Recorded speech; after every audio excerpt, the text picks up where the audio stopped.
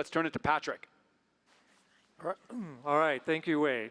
Very happy to be here. As he said, I'm just going to give you a little bit of a context, particularly for those of you who are new to the task force, set the stage for where we're headed today and for the next few months. This is, we're not advancing here. This is one of 7 regional meetings that the task force has conducted. We do try to get around the state. It's particularly gratifying to be in the Tahoe Basin.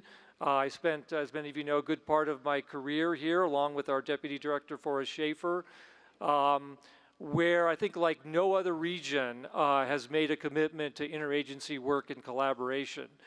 From a fire perspective, it really started with the Angora fire that actually hit way back in 2007. It was a real wake-up call for the basin. Over 250 houses were burned in that fire, but it really mobilized the basin to work together like never before across state agencies, federal agencies, local fire agencies, RCDs. And so it was particularly gratifying, as I hope you can imagine, nearly 15 years later when the Caldor fire hit, to see that work pay off. To see the amazing work that many of you will see on the tour tomorrow about all the great defensible space work, home hardening work, fuel sending projects in South Lake that protected the basin. So I hope we can all learn from the panel later today and ongoing from our great partners in the basin.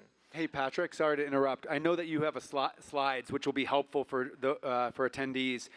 Those that are running audio-visual, can you just bring up Patrick's slides? There we go. So just to set the basics, of course, on the task force, the most recent reincarnation of the task force started in January of 2021 when we issued our comprehensive action plan. It was really the first time ever, and we think the only state that's put in one place all the nearly 100 things that are going on between state agencies, federal agencies, across the board in one place to both protect the health of our forest and the resilience of our communities. You can go online, as Wade said, you can see everything that's happening, where all the grant money is flowing, all the regulatory programs, all the processes are in place. It's all about aligning across the board in Sacramento and growing the capacity and work of people in the regions. We try to do that through 3 major categories of actions. One, as you'll hear about today, is focused on data, trying to give local and regional partnerships the tools they need to scale up. We've got the tracker that you'll hear about. We've got a series of regional resource kits that helps local agencies plan and prioritize projects. We're building a decision support system that will help folks do that on the ground. All of this will come together in a data hub that we hope will be accessible to everybody. So a big emphasis on data and tools that'll help you get where you need to be. A second emphasis on alignment at the state and federal level, whether it's beneficial fire, recreation, landowner assistance. Virtually every agency has programs in those areas. What we're trying to do is to get them aligned. And so we're working together to scale up beneficial fire, together to align our various grant programs that help private landowners get to where they need to be.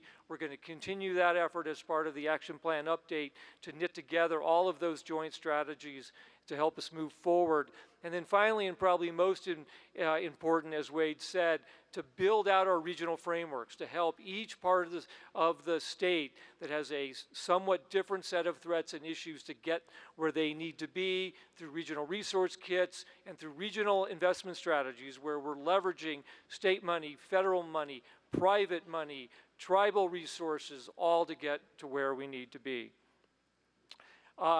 We are facing some severe hurdles financially, as many of you know, on both the state and federal level, but money is still flowing. This graphic just gives you a snapshot of some of the major recent investments of CAL FIRE, Forest Service, the Catalyst Fund by iBank, Sierra Nevada Conservancy, Money is continuing to flow out to many of you. Again, you can go to our website for more details on where these investments are happening and also future investments. Forest Service has a new round of transportation assistance grants that's available, and CAL FIRE has a number of programs where money is continuing to flow almost entirely to you, to local and regional partnerships to work together to scale up your efforts. We also, as Wade mentioned, several new pieces of legislation have just passed. These have not received a lot of press. Again, you can go on our website and other places to find them. I think the number one piece of legislation, as Joe Tyler talked about, is SB 310, that is going to ramp up cultural burning, I think, to an extent that we haven't seen recently. It's going to give tribes a lot more authority to partner with the state to expand cultural burning on their ancestral land, throughout their ancestral lands.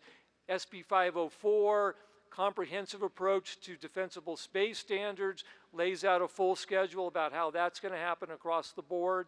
And then we've got a prescribed grazing bill, little known aspect of forest health that is growing in importance. SB 657 directs us to work with our partners throughout the state to ramp up prescribed grazing.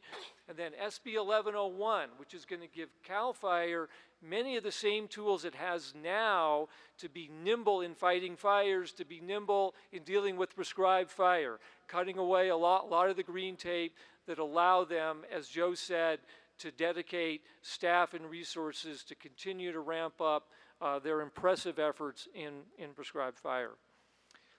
We are also now, particularly after today's meeting, beginning to ramp up our efforts to put together a new action plan, an update. It has been 4 years since 2021. We've learned a lot. We're going to build on that. It all starts with the building blocks that you see on the left. We've asked our scientific advisory panel, and we're going to hear from them in December. Tell us what we've learned in the last 4 or 5 years. What's working? What's not working? Where are our priorities? Where should we be putting our emphasis? So we're going to hear from them in December.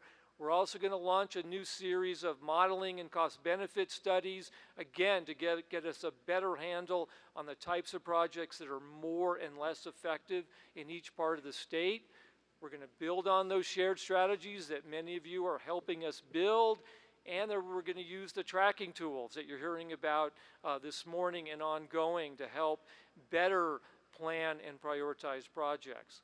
All of that, we hope, is going to lead to a series of new updated targets for each part of the state. We're going to try to look beyond acres treated and work with our partners in each region to come up with targets that are meaningful to each of you over the next 5 and 10 years.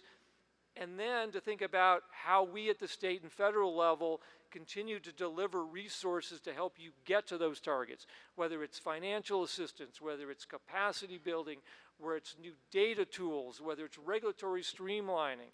Big emphasis of the action plan is going to be to help you deliver quicker and faster across the board. And then finally, we're going to redouble our efforts, as you're going to hear today, to measure our progress. Accountability is very, very important. If we're going to continue to get billions of dollars dedicated to our space, we've got to demonstrate to the legislature and to Congress that we're delivering.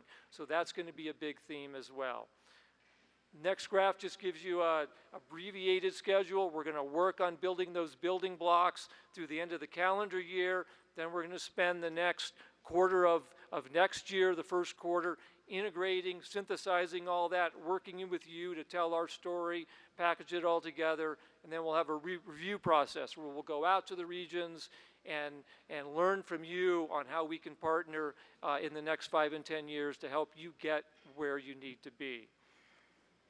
Looking forward, we're obviously here today in Lake Tahoe. I hope all of you can join us in Sacramento in December. We're going to have an all-star panel of our top scientists, which we hope will be a lively discussion about what we've learned in the last 5 to 10 years, where climate change is taking us, where our fuels reduction projects, what we've learned from them. Hopefully that'll be a major building block for action plan as we move forward. So look forward to that. Then we're going to go out to Marin County, learn from them about all the great work they're doing, and then back in Sacramento, where we hope to have all of our part of our action plan underway. So again, I want to thank you all for coming. As Wade has said repeatedly, we've got tremendous amount of resources on our website that you can draw from, and don't hesitate to contact us as we move forward. Let me close by saying we do think this is a milestone of sorts in our efforts at the task force to try to demonstrate our progress. We spent a lot of time in the last 3 years building these data sets and resources. We've heard from many of you that we need to better document our progress, so we're going to hear a lot about our treatment tracker this morning. But we've also heard it's not enough just to focus on acres treated. We need to do a better job of demonstrating how our projects are improving carbon storage, how they're improving our defensible space and our fire risk across the board. We're going to need to hear about how they're improving the state's water supply, et cetera. So you're going to get a taste of that. And then you're going to hear from CAL FIRE on how those efforts are actually helping firefighters on the ground. So we're really working hard to integrate all these tools to better demonstrate how they're working at the state level, how they're working at the regional level, and how they're working at the project level. And then again, of course, you'll see tomorrow on the tours how many of these tools are actually working on the ground. So I hope you will join all of us today and tomorrow to continue taking a step beyond the silos we all find ourselves in, whether it's federal, state, local, private, tribal, whether it's a particular part of the state, whether it's a particular issue area, to help join our collective effort to improve the health of our forest and the resilience of our communities. So with that, Wade, looking forward to an exciting day as we collectively move forward. Yeah, thanks, Patrick. And I think the power of these meetings is getting input from you all who are joining us in person. So if you have suggestions around things that we should be doing that we're not doing, or ways to improve the work and the support of our regions, come find us during the day and make those suggestions. I think, Patrick, I really appreciate you and Forrest and the team are constantly committed to continuing to improve and strengthen our efforts.